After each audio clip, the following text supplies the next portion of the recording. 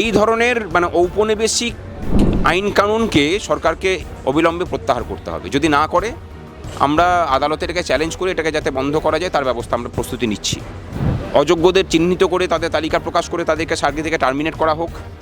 টার্মিনেশনের মধ্যে দিয়ে যে শূন্যপদ তৈরি হবে সেই শূন্যপদে যারা যোগ্য ওয়েটিং আছে এবং নট কল ফর ভেরিফিকেশনে যেসব ক্যান্ডিডেট আছে সেখান থেকে নিয়ে পরে এই প্যানেলকে বাঁচানো হোক।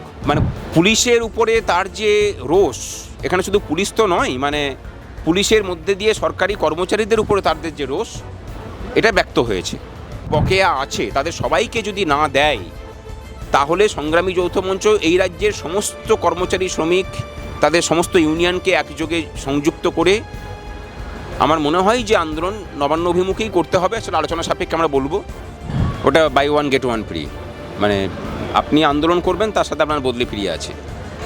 মধ্যে দিয়ে যে শুধুমাত্র সেই নির্দিষ্ট পুলিশকর্মীর মা বোন এবং স্ত্রী লাঞ্ছিত হয়েছেন তা নয়, তাদের যে সম্মানহানি হয়েছে তা নয়, আমরা মনে করছি যে সমস্ত রাজ্য সরকারি কর্মচারী শিক্ষকদের পরিবারই আক্রান্ত হয়েছে। তাদের আমাদের প্রথম দাবি হচ্ছে যে এই আন্দোলনকে দমাতে না পেরে সরকার যেভাবে আমাদের নেতৃত্বদের উপরে প্রতিহিংসামূলক বদলির খাড়া নামিয়ে নিয়ে আসছেন সেটাকে অবিলম্বে বন্ধ করতে হবে।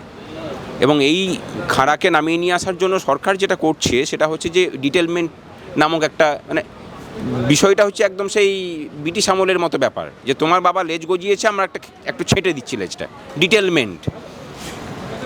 এই ধরনের ঔপনিবেশিক আইন কানুনকে সরকারকে অবিলম্বে প্রত্যাহার করতে হবে। যদি না করে আমরা আদালতের এটাকে চ্যালেঞ্জ করে এটাকে যাতে বন্ধ করা যায় তার ব্যবস্থা আমরা প্রস্তুতি নিচ্ছি। আর আমাদের যেসব নেতৃত্ব, শ্রীবাস তেওয়ারি, সুবীর সাহা পাশে বসে আছেন, তাকে বদলি করা হয়েছিল সুকিয়া প্রকৃতে হাইকোর্টের নির্দেশে, তিনি তার নিজের জায়গাতেই চাকরি করছেন। সুদীপ চন্দ্রের নবতম সংযোজন হয়েছে, আমাদের অন্যতম নেতৃত্ব এবং কলকাতা জেলার আমাদের সংগ্রামী যৌথ মঞ্চের কনভেনার। এক শ্রেণীর ফেডারেশনের দুর্নীতিগ্রস্ত নেতার সুপারিশে তাকে বদলি করা হয়েছে। সুদীপ চন্দ্র তাদের যে বদলি তাদের যে দুর্নীতির যে সিন্ডিকেট, সেই সিন্ডিকেটটাকে চালানোর জন্য সুদীপ চন্দ্ররা প্রতিবন্ধকতা সৃষ্টি করছিলেন। এরা সৎ কর্মচারী, মানুষের ধন সম্পদ লুট করাতে এরা বাধা দিচ্ছিলেন। তারই প্রতিহিংসাকে হাতিয়ার করে এবং সংগ্রামী যৌথ মঞ্চ করে এই অভিযোগে তাকে বদলি করা হয়েছিল। আমরা হাইকোর্টের ডিভিশন বেঞ্চ থেকে তাকে আটকেছি। সরকারের কাছে দাবি করছি যে এই ধরনের প্রবণতা বন্ধ করতে হবে। দ্বিতীয় হচ্ছে যে 27 তারিখের মধ্যে সুপ্রিম কোর্ট বলেছে যে 25% বকেয়া মহার্ঘ ভাতা মিটিয়ে দিতে হবে। আমাদের আশঙ্কা যে সরকার সুপ্রিম কোর্টের নির্দেশ মোতাবেক এবং সরকার যে কথা বলেছিল যে আমার যা বকেয়া, এটা দিতে গেলে যে পরিমাণ বকেয়া দিতে হবে, যে টাকার কথা উল্লেখ করেছিল, সেই টাকাটা কিন্তু সমস্ত ডিপার্টমেন্টের যে বকেয়া সেই বকেয়াকে ধরে দেওয়ার সময় যাদের যাদের বকেয়া আছে তাদের সবাইকে যদি না দেয় তাহলে সংগ্রামী যৌথ মঞ্চ এই রাজ্যের সমস্ত কর্মচারী শ্রমিক তাদের সমস্ত ইউনিয়নকে একযোগে সংযুক্ত করে আমার মনে হয় যে আন্দোলন নবান্ন অভিমুখেই করতে হবে। আসলে আলোচনা সাপেক্ষে আমরা বলবো আন্দোলনে নামবে এবং তার সাথে আদালত অবমাননার মামলাতেও আমরা যাব। এবং তার সাথে অনুব্রত মণ্ডলের কথা বললাম, এসএসসি 2016 প্যানেলের কথা বললাম, যে আমরা মনে করি যে এসএসসি 2016 প্যানেলের যারা যোগ্য শিক্ষক শিক্ষিকা এবং শিক্ষাকর্মী আছেন তাদেরকে বাঁচানোর কাজ এখনও পর্যন্ত করতে পারে সরকার। সেই কাজটা সরকার করুক। সেই করাটা হচ্ছে 22 লক্ষ ওএমআর পাবলিশ করার মধ্যে দিয়ে, তার তথ্য সরকারের কাছে আছে।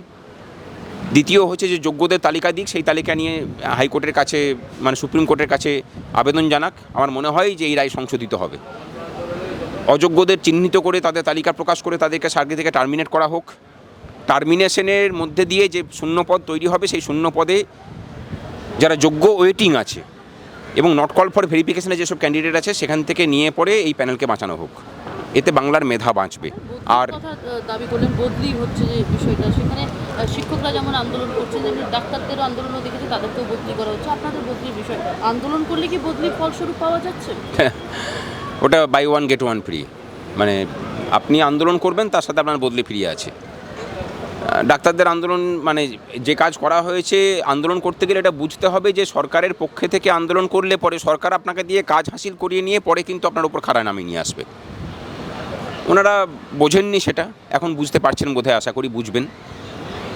আর আমরা তো প্রথম থেকেই সরকারের প্রতিপক্ষ হয়ে আছি। সরকার মনে হয় এখন আমাদেরকে রাজনৈতিক প্রতিপক্ষ সাজিয়ে দিয়েছে, যে কারণে রাজনৈতিক প্রতিপক্ষের মতোই করেই আমাদের সাথে আচরণ করছে। আমরা চাই যে সরকারের এই আচরণ বন্ধ হোক। অনুব্রত মণ্ডল প্রসঙ্গে বলছিলেন, একটু যদি বলেন। দেখুন, অনুব্রত মণ্ডল যে কাজ করেছে বা এর আগেও যেটা কথা বলেছেন যে পুলিশকে বোম মারো, পুলিশকে বাড়ি ঘর জ্বালিয়ে দাও, এইসব যেসব কথাবার্তা বলেছেন, অনুব্রত মণ্ডলের প্রসঙ্গে আপনারা হঠাৎ বলছেন। মানে পুলিশের উপরে তার যে রোষ, এখানে শুধু পুলিশ তো নয়, মানে পুলিশের মধ্যে দিয়ে সরকারি কর্মচারীদের উপরে তাদের যে রোষ, এটা ব্যক্ত হয়েছে। এর মধ্যে দিয়ে যে শুধুমাত্র সেই নির্দিষ্ট পুলিশকর্মীর মা, বোন এবং স্ত্রী লাঞ্ছিত হয়েছেন তা নয়, তাদের যে সম্মানহানি হয়েছে তা নয়, আমরা মনে করছি যে সমস্ত রাজ্য সরকারি কর্মচারী শিক্ষকদের পরিবারই আক্রান্ত হয়েছে। তাদের মানে নারীদের, পরিবারের নারীদের মান সম্মান নিয়ে টানাটানি করা হয়েছে। আমরা সম্পূর্ণরূপে সেই পুলিশকর্মী পাশে আছি। এবং তারপরে সরকারের যে অবাক করা ভূমিকা, যে সেই পুলিশকর্মীর ফোন বাজেয়াপ্ত করা হয়েছে অনুব্রত মণ্ডলকে ছেড়ে দিয়ে, এই ধারাবাহিকতা বন্ধ হোক। পুলিশ মন্ত্রীর কাছে দাবি যে অনুব্রত মণ্ডলকে অবিলম্বে গ্রেপ্তার করে কোন মানসিকতা থেকে বহিঃপ্রকাশ ঘটিয়ে তিনি নারীদেরকে এইরকম ধরনের অসম্মান করেছেন, তার জন্য দরকার হলে সিট গঠন করুন আপনি। আর এই পুলিশকর্মীকে এবং তার পরিবারকে মানে আলাদা করে সুরক্ষা দেওয়ার আমরা দাবি তুলছি। আপনাদের নবান্নমুখী আন্দোলন কবে দেখা যাচ্ছে, কবে হবে? সেটা তো 27 তারিখের পরে আমরা ঘোষণা করব। আপাতত 27 তারিখ পর্যন্ত সুপ্রিম কোর্ট যে সময়সীমা বেঁধে দিয়েছে, সেই 27 তারিখ পর্যন্ত দেখি, তারপরে বুঝতে পারবে সরকার। বাংলা হান্টের আরও খবর দেখতে নজর রাখুন। বাংলা খবর মানেই বাংলা হান্ট।